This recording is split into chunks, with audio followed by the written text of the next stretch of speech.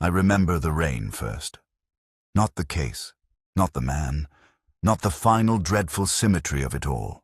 Just the rain, threading its way down the old stones with the kind of patience one usually reserves for monks or sinners. It had been falling since late afternoon, a thin, almost apologetic drizzle that blurred the lamps along Merton Lane and softened the sharp outlines of the tower gate. I stood there longer than I should have, listening to the small taps against the puddles, thinking of a crossword clue that had refused to surrender its secret all morning. 5 letters. Something about an unanswered call.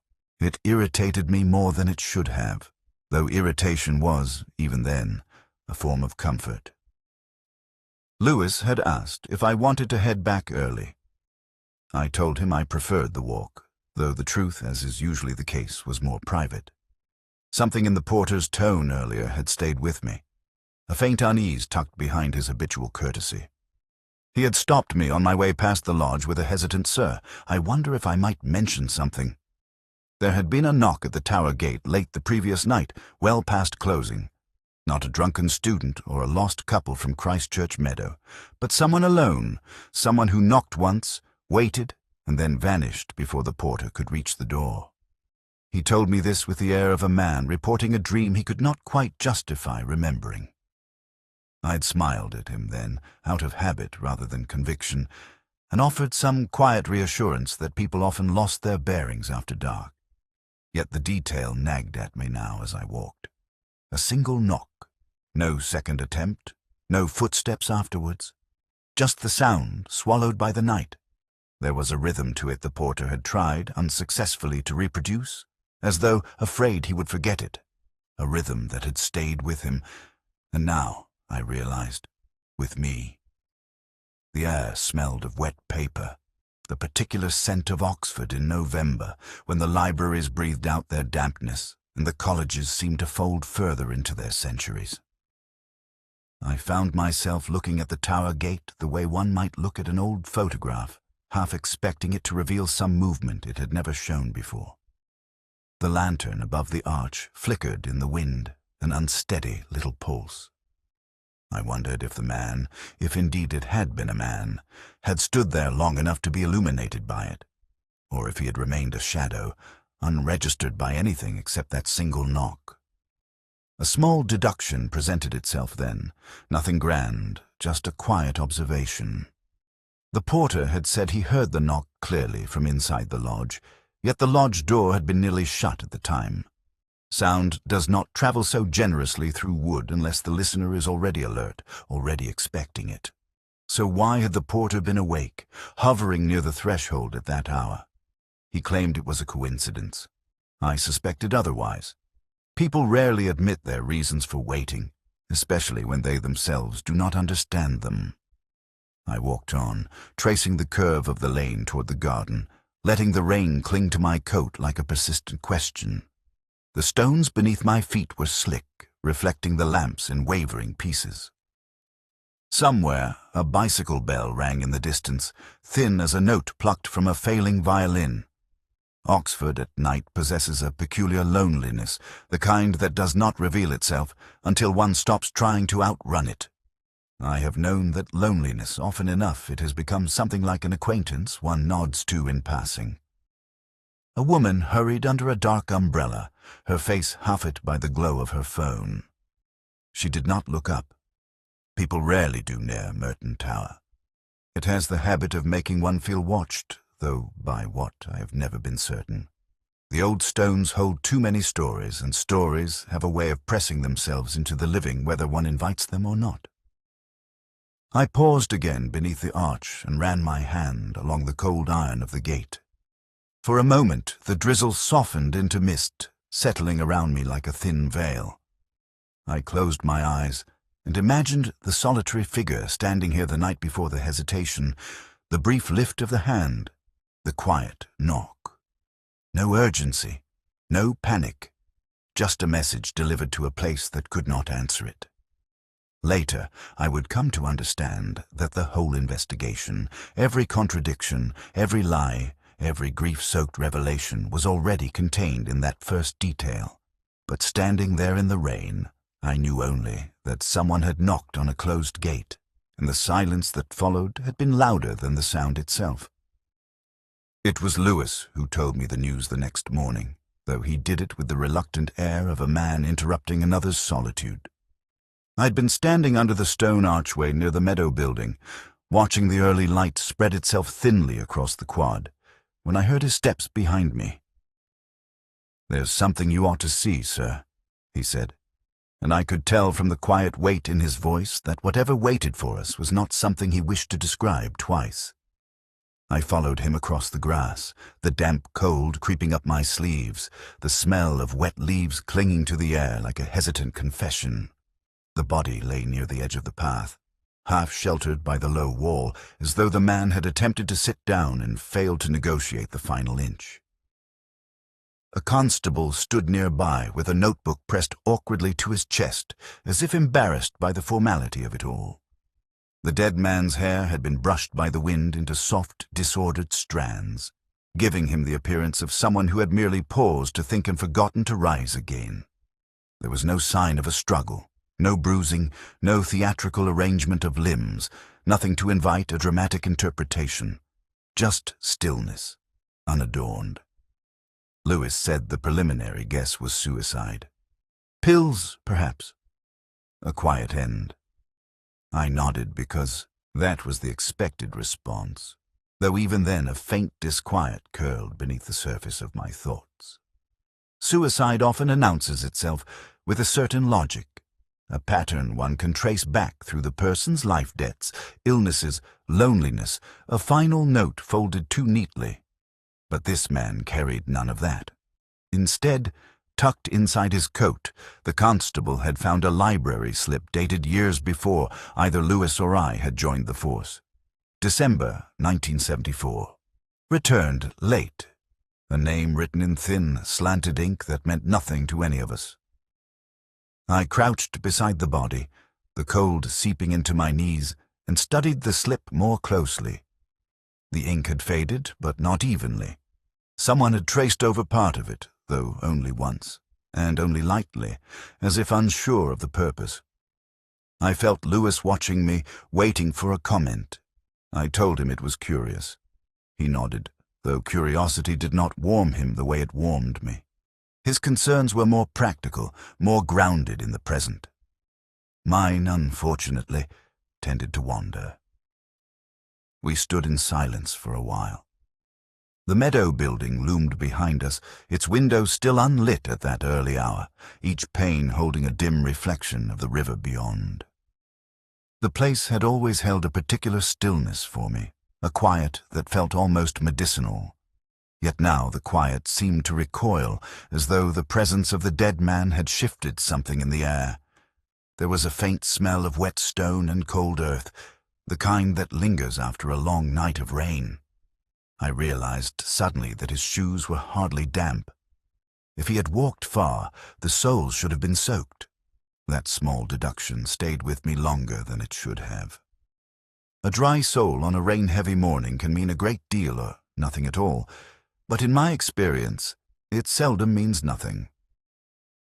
I asked the constable where he had been found precisely.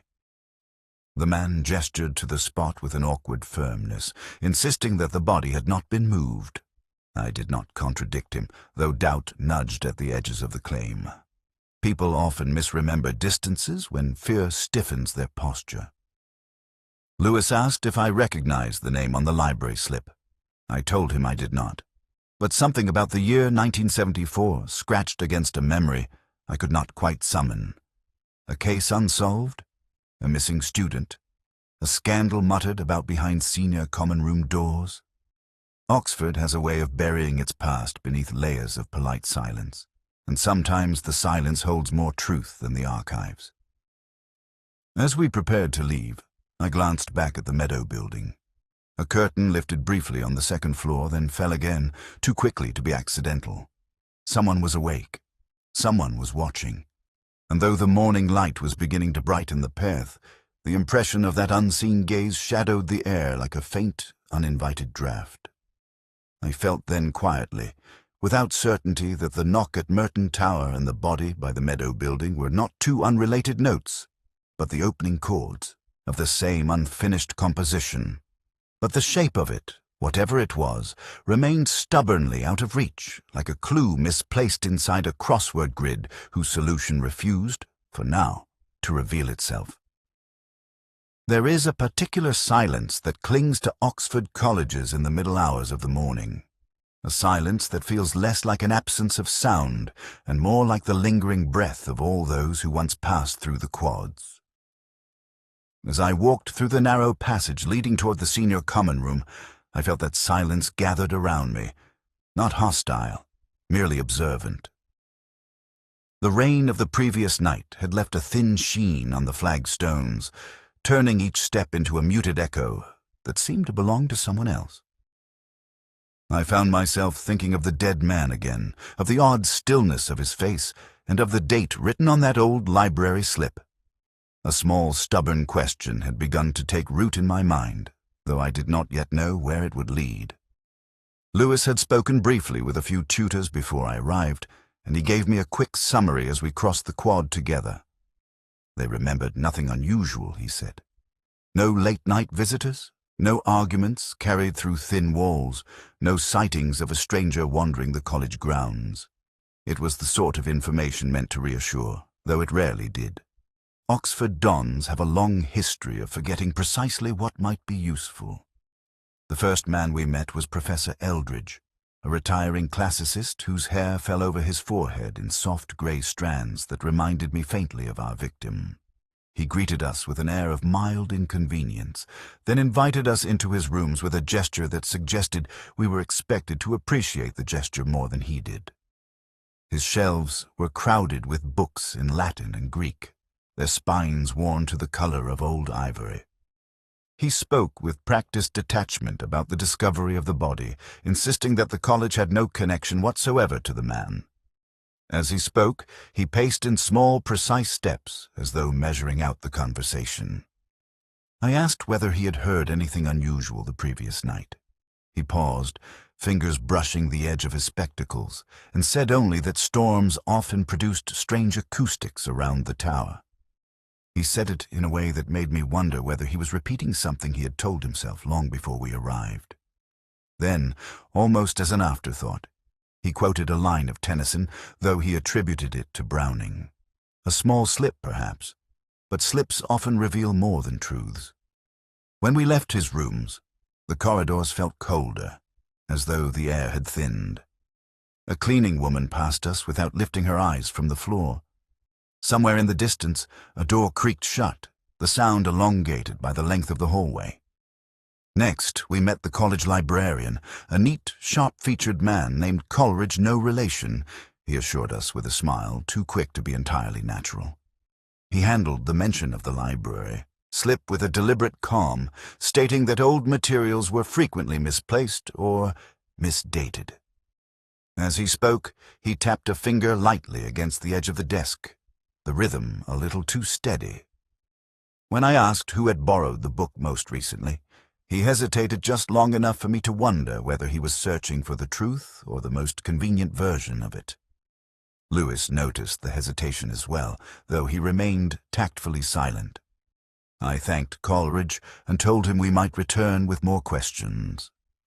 His eyes flickered with something unreadable, not fear, not guilt exactly, but a faint tightening of thought. A man considering possibilities. As we stepped back into the main corridor, a figure moved at the far end. A visiting researcher, Lewis whispered, though he knew no more than the name the porter had given him earlier. The man walked with a kind of restless purpose, his head slightly bowed, as though listening to some internal argument he could not quite resolve. He did not look our way, but his steps quickened when he passed the Meadow Building staircase. A subtle avoidance, perhaps unintentionally revealing. The morning had turned brighter, but the quad still held a muted chill. I paused near the cloister and listened to the faint hum of a lecture beginning somewhere beyond the stone walls. Students laughed, a sound too young and too light for the weight I felt pressing through the case. I thought again of the date on that slip, 1974, and the nagging sense that the year mattered. Something mislaid in the archives of memory. As we left the college grounds, Lewis asked what I had made of the tutors. I told him that everyone we had spoken to had been truthful in such a way that left me uneasy. Too careful, too measured, too precise in what they did not remember. Oxford often prefers its ghosts quiet, but ghosts rarely oblige. And somewhere behind those tidy half-truths, I felt the faint stir of a story trying to find its voice. I've always believed that the smallest errors are the ones that cling longest to the mind, like faint smudges on a lens that refuse to be wiped away. It was that misquoted line offered so casually by Eldridge the previous morning that returned to me as Lewis and I walked through the dim passage toward the college archives. Browning had never written it. Tennyson had. A trivial mistake for most, but not for a classicist nearing retirement, a man whose identity had been built upon the precision of ancient words. I did not yet know why it bothered me, only that it hovered at the edge of some larger, unspoken pattern. The archive room greeted us with its familiar mixture of dust and cool stillness, a smell I had always found both melancholy and faintly comforting. Papers breathe differently here. They exhale the past in long, slow sighs, as though reluctant to be disturbed. Lewis flicked on the lamp near the reading table, and the yellow glow revealed rows of boxes stacked with the indifference of centuries. A college assistant had left a manuscript for us to examine something the dead man had consulted during his last days, or so we were told. I opened the folder carefully, feeling the brittle resistance of the aging paper. The manuscript was little more than a sheaf of annotated poems, some copied, some original. It was the sort of work produced by scholars who prefer quiet to recognition, men who live half their existence in margins. One poem in particular caught my eye, an unfinished stanza written in a shaky hand, the ink darker than the rest. A line had been crossed out, then rewritten, though the erasure was incomplete. Beneath the corrected version, a faint ghost of the original words still lingered. Lewis leaned over my shoulder, muttering something about indecipherable handwriting. I told him handwriting was often less important than intention. That earned me a look, one part amusement, one part weary indulgence. I ignored it, tracing my finger gently along the page. A small tear ran down the right edge where a sheet had once been removed. But removed by whom and why? I lifted the corner and examined the fibers. They had not been torn recently. The absence was older, its purpose unclear. A deduction whispered faintly then, as deductions often do before they are ready to show their full shape. The poem was incomplete, not because it had never been finished, but because its conclusion had been taken away. Words withheld are sometimes more dangerous than those written. As I studied the ink, the misquoted poet resurfaced in my mind with renewed insistence. If Eldridge had been careless in attribution, was the carelessness deliberate? A man quoting the wrong poet may simply be tired. A man quoting the wrong poet when speaking of a body found on his doorstep may be something else entirely. Perhaps he had wished to draw attention away from the line itself, or perhaps he had wanted us to notice the error. I could not tell. Oxford minds delight in ambiguity. It keeps them safe. Lewis wandered toward a shelf of catalogues, flipping through them with the controlled impatience of a man who prefers facts to fragments. He asked whether the manuscript had any connection to the library, slip dated 1974. I told him I didn't know, but something in the looping script of the annotations tugged at a memory. A case involving a forgotten thesis, a tutor who vanished abroad with more debts than friends, a student whose name had appeared briefly in the newspapers before fading into the anonymity of adulthood. None of it was clear, but the feeling of distant familiarity pressed gently against the edges of my thoughts. A floorboard creaked in the hallway outside. The sound was soft, almost hesitant, like someone pausing before committing to a step. Lewis turned, but by the time he reached the door, the corridor was as empty as a dismissed prayer. The archives have that effect. They swallow footsteps with the same ease they swallow secrets. I, Cardini, looked again at the missing page. The absence felt pointed rather than accidental. Words had once lived there, words someone had decided should no longer be read. Whether those words had belonged to the dead man or to a poet he admired, I couldn't yet say. But as I closed the manuscript, I felt the faint stir of an idea beginning to form, as though a line half erased in the dark had started to reappear under the light. In Oxford, truth rarely announces itself. It emerges gradually, like ink rising through old paper, slowly, reluctantly, and shaped as much by what has been removed as by what remains. I had not intended to linger in the cloisters that afternoon, but the college has a way of arranging one's steps according to its own quiet logic. The rain had eased into a thin mist, soft enough to obscure the edges of the stone arches, yet sharp enough to leave a chill on the fingertips. I remember hearing the faint drip of water from the guttering above, each drop landing with a patience that mirrored my own uncertainty. The manuscript from the archives still weighed on my mind, the missing page, the hesitant ink, the sense of something half-remembered and half-hidden.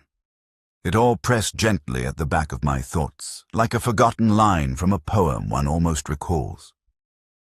Lewis had gone ahead to speak with the college secretary, leaving me to wander the cloister alone. It was there, in the quiet stretch between two shadowed alcoves, that I first saw her. She stood with her back to me, her coat unbuttoned despite the cold, her posture composed yet touched by a faint tremor, the kind that suggests a mind occupied by something heavier than the weather. She did not turn when my footsteps approached. Instead, she spoke in a low voice that carried just enough to reach me, as though she had known I would stop beside her. "You're here about the man they found by the meadow building." She said it not as a question, but as a quiet recognition, the way one acknowledges a truth one has already lived with for some time. I told her I was. She nodded once, a small, deliberate movement, and kept her gaze fixed on the far end of the cloister where the archway opened toward the quad. "There are always men like him," she continued, "men who return to places that have already taken something from them. They imagine they can reclaim it, revise it, rewrite it. But time rarely allows such things." Her voice was steady, almost meditative, though there was a subtle resonance beneath it, something unresolved, something carried too long. I asked if she had known him. She hesitated, not visibly, but in the slight pause between breaths, a pause so brief one could easily mistake it for a moment of reflection rather than restraint. "Only in passing," she said. Yet her tone betrayed a faint contradiction, a soft tightening at the edges that suggested the truth was larger than the portion she had chosen to offer. The mist drifted slowly through the open archway, curling around, her shoes like an encroaching memory. I noticed then that she held a folded paper in one hand, not deliberately concealed, but not displayed either. It was worn at the edges, creased as though handled often. A letter, perhaps, or a page removed from something older. My eyes lingered too long, and she noticed.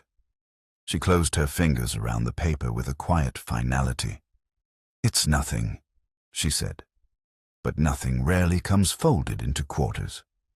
I told her the college librarian had mentioned recent interest in an old volume from the 1970s.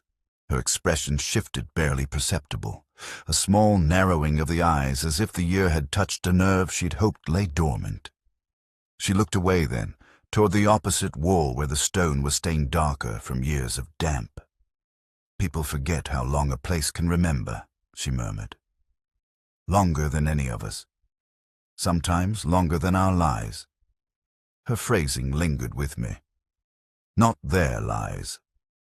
A small slip of pronoun, almost as telling as Eldridge's misquoted poet. I filed the details away, the way I sometimes tuck a difficult crossword clue into my pocket, until its answer reveals itself in some unexpected moment. She asked whether I believed the man had taken his own life. I replied that I wasn't sure. She nodded as if she had expected nothing else. There was something almost serene about her composure, but not the serenity of peace, more the kind acquired by someone who has built careful walls over many years. Lewis called to me from across the quad then, his voice carrying a faint urgency. She stepped back into the shadow of the archway, the mist gathering around her like a curtain drawing closed. Before she faded into the darker corridor beyond, she said something I didn't fully understand at the time. Some returns are not chosen, some are demanded. I watched her disappear into the half-light, wondering which kind of return had brought her here. When I turned to leave, the faintest smell of old paper drifted past me as though she had been standing near an open archive box moments before, or as though she had taken something from one. I have always distrusted solutions that arrive too quickly, yet there are moments in an investigation when an idea settles itself into one's mind with such smooth inevitability that it feels almost impolite to question it. That afternoon, as Lewis and I walked across the damp quad toward the senior common room, I felt the faint, treacherous comfort of a theory forming with deceptive clarity. It gathered itself from fragments of Eldridge's misquoted poet, the librarian's hesitation, the missing manuscript page, the woman in the cloister shadows fragments that seemed, for a brief and dangerous hour, to align into a neat design that flattered my need for coherence. The rain had finally stopped, though the sky held its grayness with the stubbornness of a man refusing to apologize. We reached Eldridge's staircase, its wooden steps worn into shallow curves by decades of hesitant feet. Inside, his rooms were lit by a single lamp, its glow warming only the small radius of the desk where he had arranged his books with the precision of someone measuring out his remaining days. He greeted us with the same weary civility as before, though I noticed his fingers twitch slightly when I mentioned the manuscript. That twitch became the first thread I pulled. I told him, gently, that the dead man appeared to have taken an interest in the same forgotten volume he himself had once worked on, a volume tied obscurely but unmistakably to a younger scholar whose ambitions had collided with Eldridge's own in the mid-1970s. Lewis shifted beside me, registering the tension though not yet understanding its shape. Eldridge's eyes narrowed, not in anger but in the stunned focus of someone watching old ghosts step forward without permission. He murmured something about academic disagreements, long resolved, but the tremor in his voice struck me as too tightly held, too conscious. I pressed lightly the missing page, the altered poem, the erased name. I asked whether he had ever regretted the way that particular dispute had ended, whether he had perhaps wished it handled differently.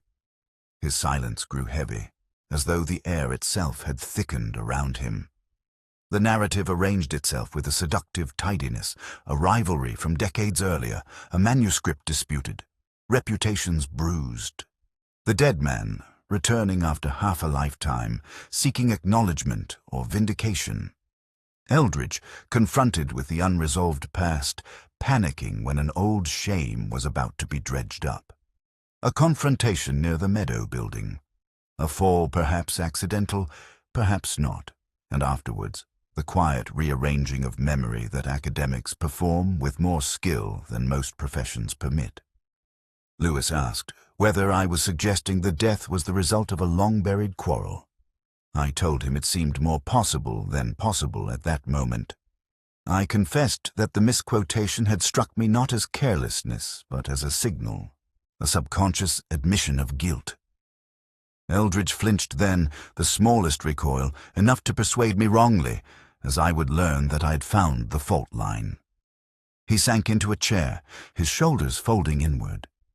He spoke, haltingly, of the past of a student he had mentored too harshly, of scholarly pride, of a mistaken judgment that had cost the young man an opportunity he had desperately wanted. It was not an admission of violence nor of fear, but it carried enough sorrow to mimic either. I mistook that sorrow for something darker. For a few minutes the silence between us felt like confirmation. I thought I had reached the heart of the matter. I felt a grim satisfaction, sharpened by the sense that I had finally grasped the logic hidden behind all those fragments. It was Lewis's phone that shattered the illusion.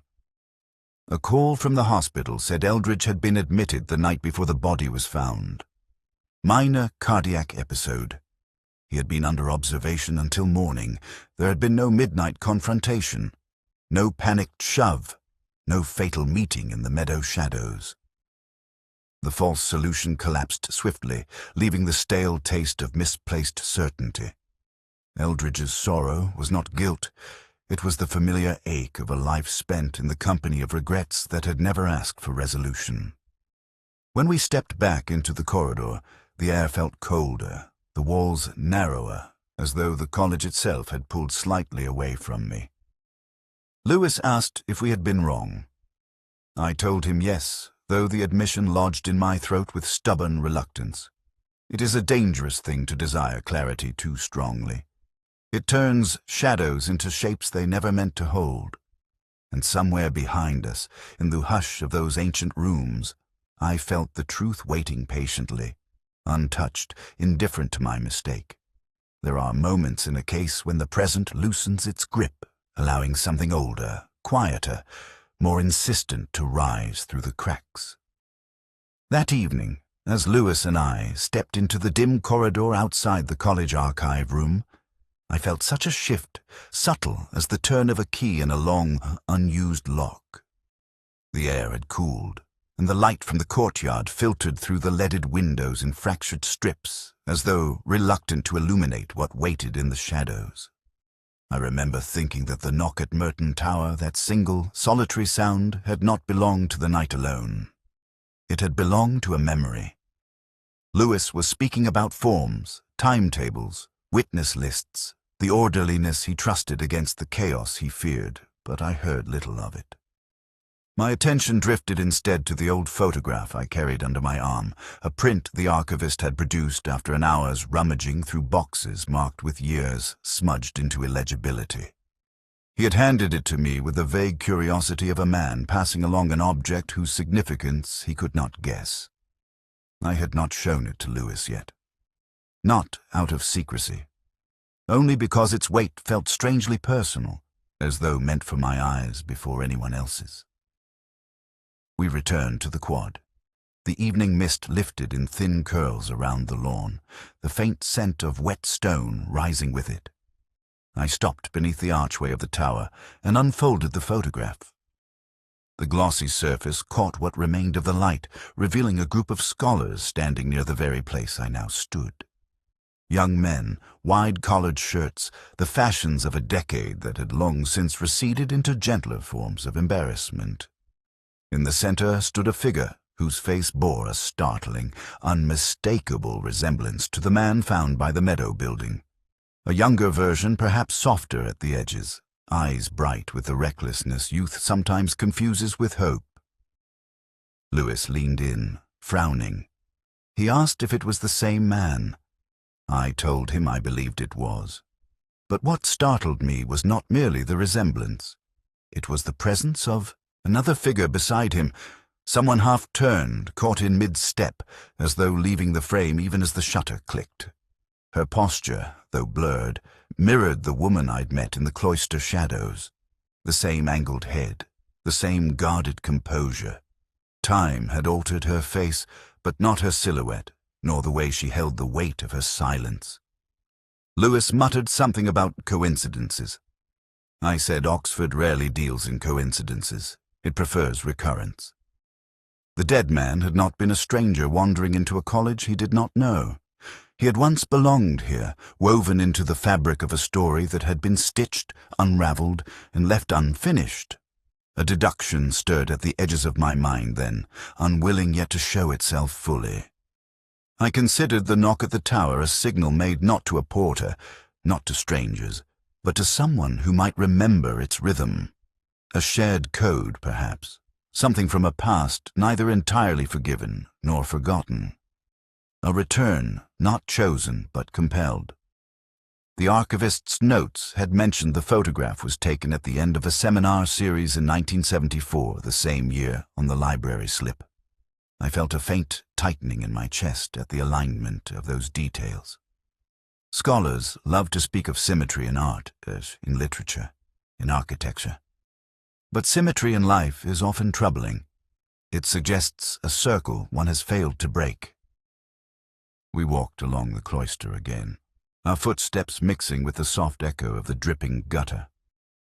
I told Lewis what I suspected: the dead man had come back for something unfinished, something left in the archive's untidy boxes or in the locked rooms of memory. Lewis asked what that something might be. I admitted I didn't yet know, but I did know that the knock had not been a plea for entry, so much as a summons, a reminder sent to someone who had hoped the past would remain politely silent.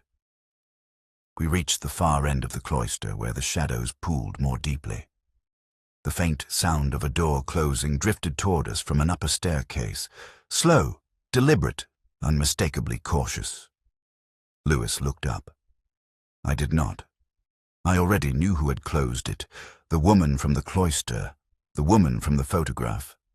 And though the years between the two moments stretched wide, the echo of that old knock reverberated still unchanged, unsoftened, demanding once again to be answered. If there is one flaw I have never managed to excise from myself, it is the yearning for patterns, for the hopeful illusion that a set of scattered details might suddenly arrange themselves into something intelligible, like the completed grid of a crossword that had seemed impossible an hour before. That evening, as Lewis and I walked back toward the lodging house where the visiting researcher had been staying, I felt the familiar tightening of that desire. The photograph, the knock, the year 1974, the woman whose silences echoed more loudly than any confession, each piece pressed itself into a design that, for a fleeting moment, convinced me it could hold. The streets near the High were slick with fresh drizzle, their reflections fractured by the uneven stones. I remember the faint hum of bicycle tires somewhere in the distance, the smell of wet paper drifting from the open door of a bookshop closing for the night. Oxford never truly sleeps. It merely dims itself. And in that dimness, the mind is far too eager to fill the quiet with narrative. Lewis said the researcher's name again, half to himself, as though repeating it might conjure meaning from its syllables. He had been one of the few to interact with the dead man in recent days, a few brief exchanges in the library, a shared reading table, perhaps a remark about the manuscript. I seized on that connection with a hunger I barely recognized at the time. We found the man in his small, sparsely furnished room, surrounded by stacks of photocopied articles, their corners curling from damp. He looked at us with the weary alertness of someone accustomed to being misunderstood. I asked about the manuscript, about the photograph, about the year 1974. He answered each question with a disarming calm, though there was a faint one when I mentioned the woman in the cloister shadows.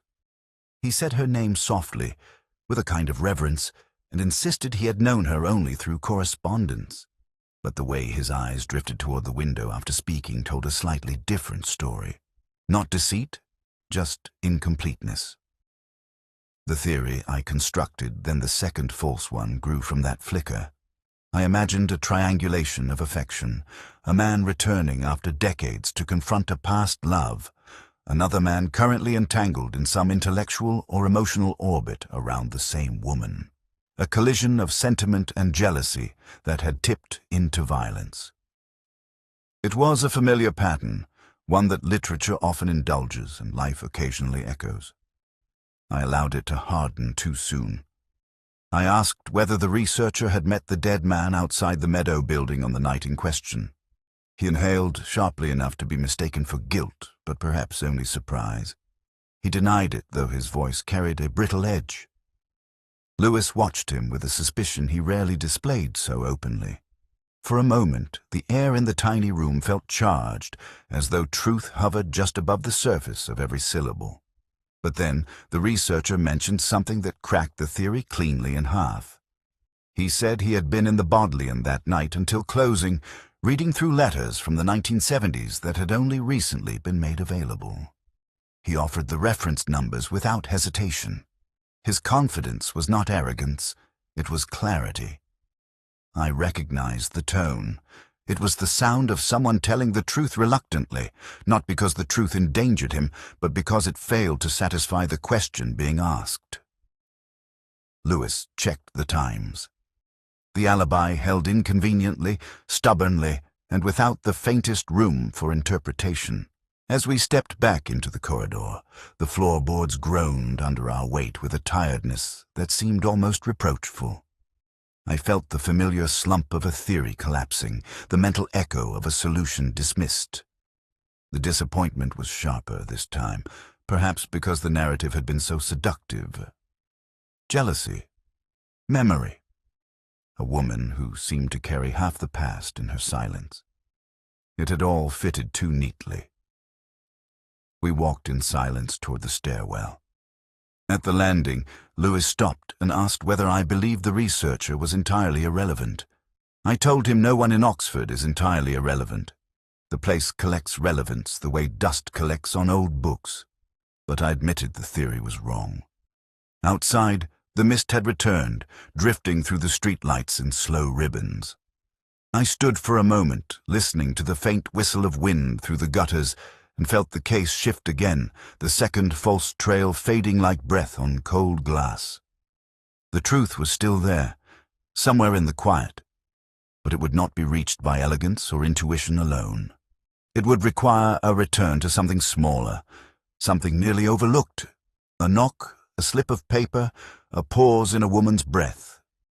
And I felt, reluctantly, that the investigation was not circling outward but inward, toward a point I had been trying, perhaps unconsciously, not to see too soon. It is a curious humiliation the moment one realizes that the things sought so frantically in a web of manuscripts, alibis, and half-spoken stories had been waiting, quietly, in plain sight. That evening, as I returned to the porter's lodge with the rain settling into its familiar rhythm against the windows, I found myself retracing steps I should never have abandoned. There is a danger in intellect. It urges the mind toward complexity, even when simplicity stands patiently with its hand raised. The lodge smelled of damp wool and old ledgers, the sort of smell that settles permanently into the walls of a building built to endure centuries of hesitant confessions. The porter, the same man who had spoken of the midnight knock, looked up when I entered, his expression polite yet burdened by the fatigue of long days spent guarding other people's secrets. I asked him again to recount the sound he had heard that night. He did so willingly, though with a mild confusion, as though uncertain why the question deserved a second asking. He repeated the same pattern, a single knock, a pause, a silence. He had risen from his chair, he said, thinking some student had lost his key, but when he reached the gate, there was no one there. The story itself had not changed. What changed was the cadence of his telling, a faint hesitation before describing where he had been sitting, a slight adjustment to how quickly he had reached the door, a narrowing of detail rather than an expansion. It was then and only then that the deduction slipped into focus, the kind that arrives not with triumph, but with a quiet, chastening clarity. The porter had not been sitting in the chair he pointed to. He had been standing near the window, the shift in his phrasing, barely perceptible before, now pressed itself forward like an ink smudge beneath a lamp. He had been expecting something that night, or someone. I asked whether he had known the man from the Meadow building. He stiffened, though only slightly. He said he hadn't. His eyes moved to the ledger on the counter, then away again. People rarely lie with their voices. They lie with their glances. I told him gently that expecting a visitor is not a crime. He replied with a sort of non-answer that reveals more than it conceals. People from the old days sometimes return, sir. Not all of them want to be known. The phrase struck me sharply in the old days. I had heard it before, in the archives, whispering over the photograph. The year 1974 again rose like a half-forgotten refrain. The porter would have been young then, perhaps a trainee, perhaps someone who had known the scholars captured in that faded print. Perhaps he had watched them through the same window where he had claimed not to have stood. Lewis joined me a few minutes later. He glanced between us, sensing a shift, but uncertain of its source. I asked the porter whether the woman I had spoken to in the cloister shadows had been on college grounds that night. His answer came too quickly. "She used to walk here often, sir, but not recently." The contradiction embedded itself immediately, as she had been on the grounds the previous afternoon. Recently enough. Recently, indeed. Lewis raised an eyebrow, waiting for me to explain. I didn't.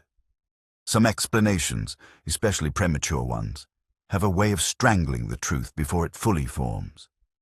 Instead, I asked the porter a final question. Did the knock sound familiar? A small, harmless query, delivered without accusation. He looked at me for a long moment, and in that moment the silence grew heavier than any answer he could have given. He finally said he couldn't be sure. But his voice had changed, softened, thinned, as though worn down by memory. I realized then that the knock had not been a stranger's. It had been recognized. And recognition is the kind of intimacy that lies very close to guilt. When we stepped back into the night, the air was cold enough to sting. Lewis asked what the porter had been hiding. I told him I didn't think he was hiding anything malicious, only that he had been protecting the shape of a story he believed no longer belonged to him. But the detail, the one everyone had missed, was simple. You do not react to a knock unless you have been listening for it.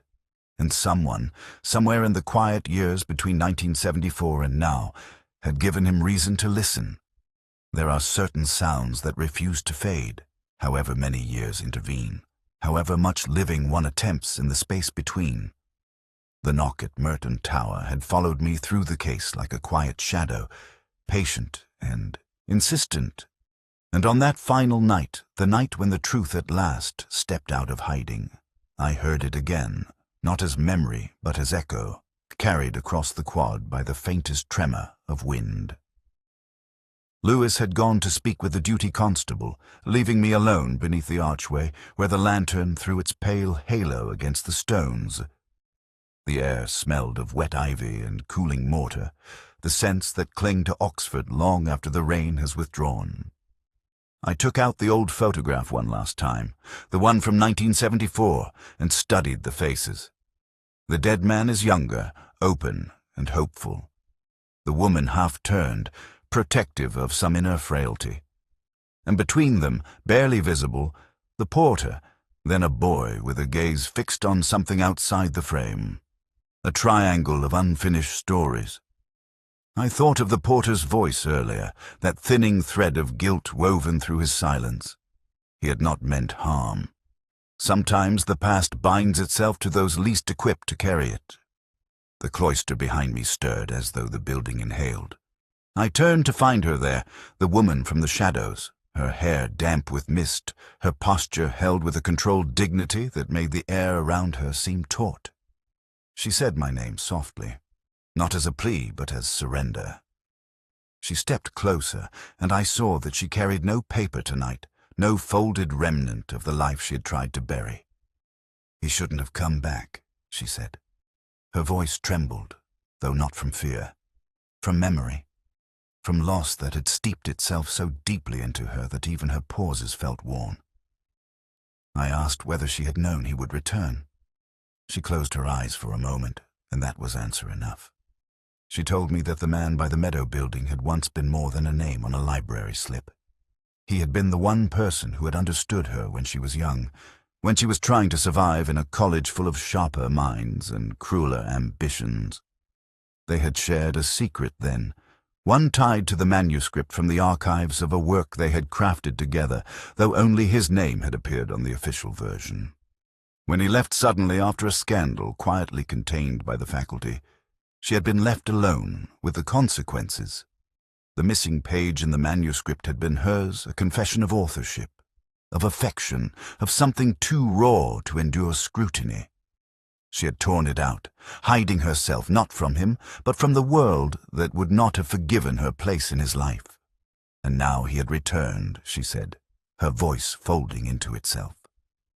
He had knocked at the tower not to accuse her, but to ask her to remember, to forgive him for leaving, to give shape to a past they had both abandoned too clumsily.